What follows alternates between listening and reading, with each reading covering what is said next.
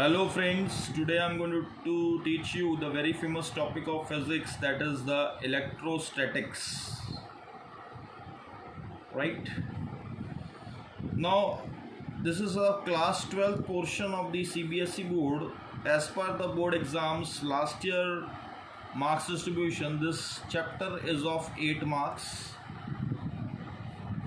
This unit is of 8 marks. Now it can change this year depending on the new prescribed marks distribution that will be given by CBSE later on. So right now let us consider this of 8 marks itself. So electrostatics consists of 2 chapters which are given in NCERT. The first one is the electric charges and fields. The second one is the electric potential and capacitance. Right? So let us just now understand what is this word electrostatic means. Okay, so if we divide this word into 2 parts, the first part here refers to charge and the second part here refers to something at rest. Okay, so the branch of physics in which the charges are at rest, this is known as electrostatic. Now when we are saying this word rest, what does it mean? Let us take a live example, that is we are moving in a bus. Let's say we are all charges and we are moving in a bus. Let's say we are 3 people, A, B and C. Okay, and we are sitting in a bus and moving, and bus is moving with their velocity say V. So if we look at each other, then we are at what? We are at rest with respect to each other, but the bus is moving.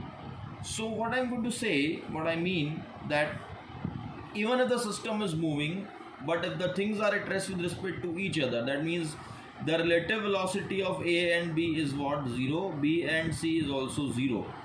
So this is known as what? The charges which are at absolute rest with respect to each other. That means what? In case of electrostatic, the charges are at absolute rest. The charges are at what? Are at absolute rest with respect to each other. Okay. That is known as electrostatics. Now let us proceed with this, that what are basically the charges? What is the definition of the charge? So in many books, many definition is written about this. The actual definition of charge is what? It has no definition. And this is, I'm not saying, this is said by the very famous physicist Michael Faraday. Okay, Michael Faraday has said that there is no definition of electric charge. But how will we relate this word electric charge then? So what is the electric charge? Means that it is a fundamental property. It is the fundamental property of any matter, okay, by which we can define what? We can define electric force. Okay, so this is known as electric charge. Okay, the matter की वो property जिसके द्वारा you can define the electric force, that is known as electric charge. Very simple. So what are the types of charges you have? That is very important. Types of charges. How many types of charges are there? So you already know, which you have studied in your previous classes. Basically there are 2 types of charges. One is what? One is a positive charge, and the other one is what? Other one is the negative charge. Okay, so positive charge are what? They are protons. Okay, they are basically what? They are protons. And what are negative charge? They are simply electrons. Yet there are some other kind of charges which we are going to study in the later portion of the subject. Okay, when we are going to study second book, of course we will read other charges also.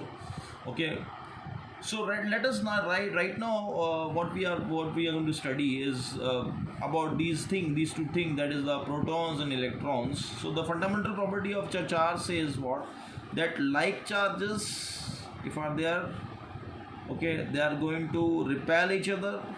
That means if two protons are there, they are going to repel, or two electrons are there, they are going to repel. Okay, whereas the unlike charges, if they are there, then they are going to attract. That means if the electron proton will come together, they are going to attract. Okay, so the next question comes that can be of 1 mark. It can be asked in exams, that what is the unit of charge. Okay, what is the unit of charge? The standard international unit of charge is what? That is coulomb. C-O-L-O-U-M-B. Coulomb, the symbol is C.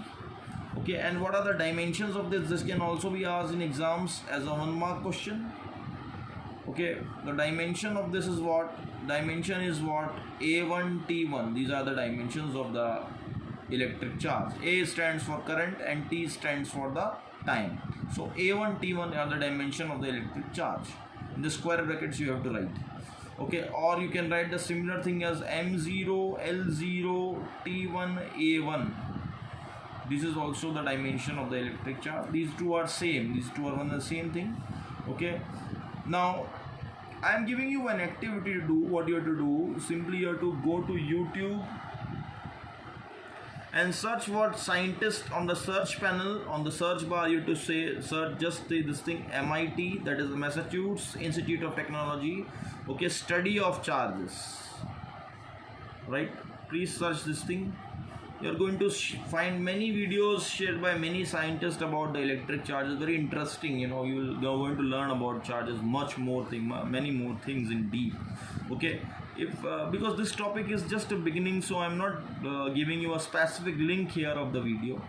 Okay, in my other lecture videos I am going to share the specific link of the video to you. Okay, so that you can find some specific things. Now, dear students, the next topic which is very important regarding the charges is what? In board exams, this topic can be asked of 1 mark question, okay, as well as 2 mark question. It is very important topic. This year also and last year also question has already come on this topic.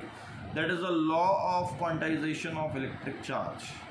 Law of quantization of electric charges. Okay, very important law in physics. So what is this word quantization means? Okay, quantization is coming from this word quanta. Okay, and what does the quanta means? Quanta means simply packet. That is the meaning of quanta. So how will we understand this thing quanta? I'm just going to share very little information about this, and then in the next video I'm going to broadly classify this law. Let us just understand in a very layman's language first, okay, what physics is saying regarding this. See, suppose you have a bag. Okay, in this bag you have large number of balls here, right? These balls are basically the cricket balls. Okay, now all the balls will have the same radii. Okay, cricket balls, all these are the cricket balls. Cricket balls are having the same radius. Okay, all these are like balls. So if I'm going to ask you a question that how many balls you want to pick from this bag, somebody will say I'll pick 11 balls. Somebody will say I'm going to pick 19 balls. Somebody is so ambitious and he will say that I'm going to pick 1002 balls. Okay, but is it possible that can you pick 11.2 balls from this? The answer is what? Answer is no. Can you pick 19.7 balls from this? The answer is again no. Can you pick 1002 balls from it? The answer is 1002.8 balls from this. Is it possible? The answer is no. Okay, because you can pick 1, 2, 3 complete ball only. So what does this law of quantization say? That if instead of this ball, all these are suppose what? These are charges suppose. And I want to pick the charge from this bag now. So the answer is what? You can pick the charge only in the form of integers. That is a complete number. Okay, it can be plus 1 minus 1, it can be plus 2 minus 2, it can be plus 3 minus 3, it can be plus 4 minus 4, and so on up to infinity, right? But it is not 1.1, it is not 2.4, that is not possible. Fractional value is not possible. So you can obtain the charge only in the form of integers. Now I'm going to discuss about this law as per the board exams point of view in my next lecture with some questionnaires. Right, till then you just see this video, understand, and also enjoy this little YouTube activity. I'll meet you in next video. Thank you so much.